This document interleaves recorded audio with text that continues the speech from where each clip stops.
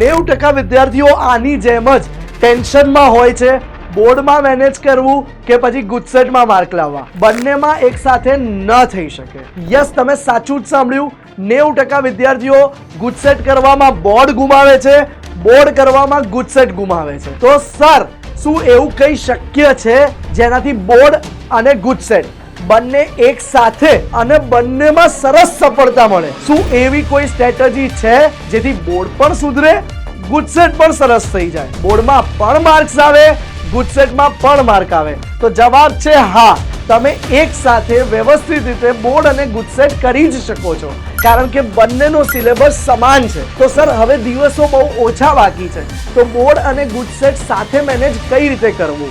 બેટા, બોર્ડમાં પણ 50 MCQ આવે છે અને ગુજસેટમાં પણ પર વિષય 40 MCQ છે. તો બંનેના MCQ નું લેવલ સ્ટેટસ સેમ છે. તો તમે બંનેને સાથે બોર્ડ બૂસ્ટર બેચ થકી ઇઝીલી મેનેજ કરી શકો છો.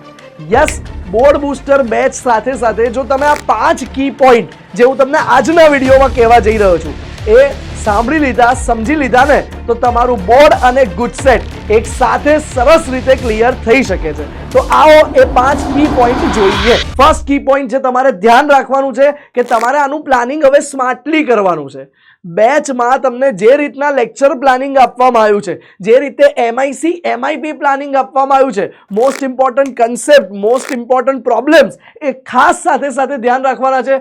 ભણાવતી વખતે ટીચર જ્યારે કહે કે આ ક્વેશ્ચન બોર્ડ માટે અગત્યનો છે, આ ક્વેશ્ચન ગુજસેટ માટે અગત્યનો છે, તો તમારે એ લખી લેવાનો છે, એની પર ફોકસ કરવાનું છે. તો પ્લાન સ્માર્ટ કરો, સ્ટડી સ્માર્ટ કરો, સફળતા પણ સ્માર્ટ રીતે મળશે. બીજો પોઈન્ટ જે તમારે ધ્યાનમાં રાખવાનો છે, કન્સેપ્ટને પ્રાયોરિટાઇઝ કરો.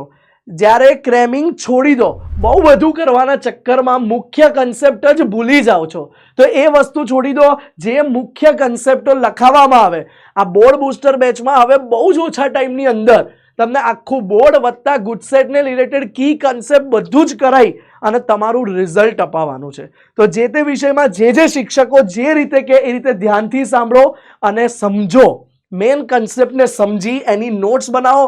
બહુ બધી નોટ્સ વાંચવાની જરૂર નથી, જે કહેવામાં આવે એ કરો તો સફળતા મળશે જ. તો prioritize concept over the crammings. Next important point જે તમારે ધ્યાનમાં રાખવાનો છે એ 3 કી પોઈન્ટ છે.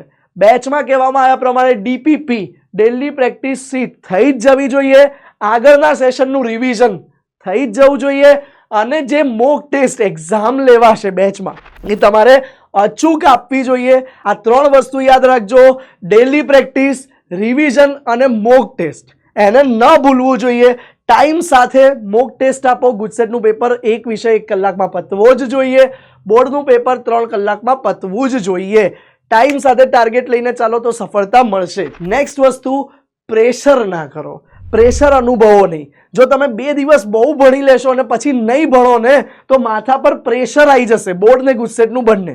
તો એ પ્રેશર ના લાવવા માટે તમારે કન્સિસ્ટન્સી અપનાવવી પડશે. તમારે રેગ્યુલરલી વ્યવસ્થિત રીતે રોજે રોજ બેચના પ્લાનિંગ સાથે રોજે મહેનત કરવી પડશે.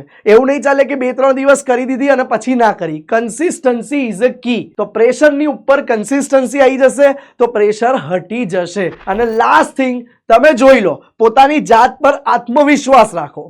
જો કહેવામાં આવે એવું કરશે તો તમને સફળતા, ગોલ્ડ મેડલ મળશે જ. બોર્ડમાં બી બેસ્ટ માર્ક આવશે, સાથે સાથે ગુજસેટમાં પણ બેસ્ટ માર્ક આવશે, અને આ હીરોની જગ્યાએ તમારો ફોટો પણ આવી શકે છે. બસ ભાઈ સાહેબ, તો હવે જોઈએ શું?